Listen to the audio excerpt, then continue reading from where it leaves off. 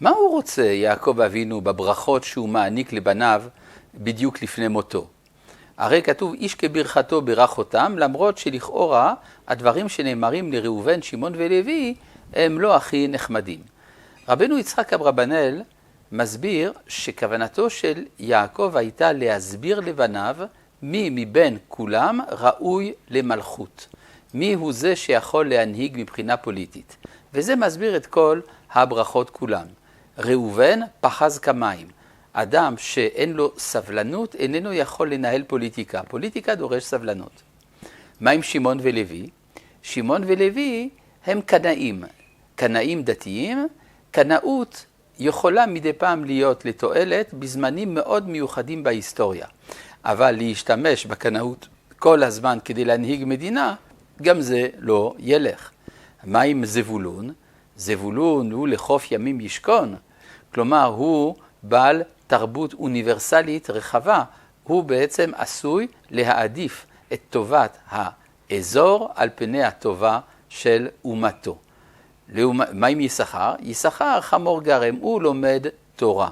כיוון שהוא לומד תורה, איננו רואה כל כך ערך בעצמאות המדינית. לכן כתוב, וירא מנוחה כי טוב את הארץ כי נעמה, וית שכמו לסבול ויהי למס עובד. אז מה נאמר על אדם כמו דן? דן יודע להילחם.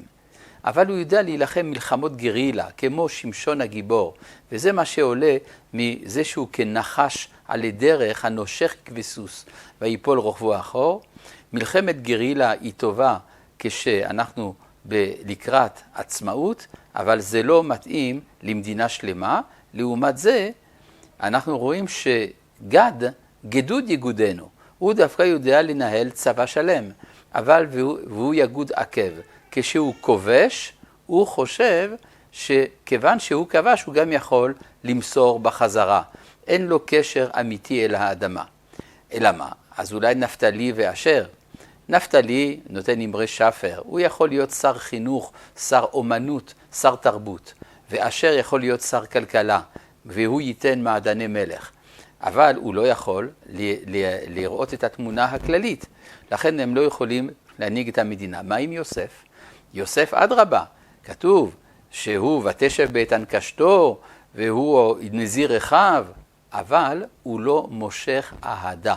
ויסתמוהו ורובו ויסתמוהו בעלי חיצים. ולכן יוסף איננו יכול, דווקא מפני היחידיות, האצילות שלו, איננו מתאים להנהיג את האומה. מה עם בנימין? בבוקר יאכל עד, לערב יחלק שלל. הוא יודע למלוך בתחילת המלכות, כמו שאול, הוא יודע למלוך באחרית המלכות, כמו אסתר ומרדכי, אבל הוא לא יכול להמשיך את הרצף ההיסטורי. מה עם יהודה? יהודה, גור, אריה, יהודה.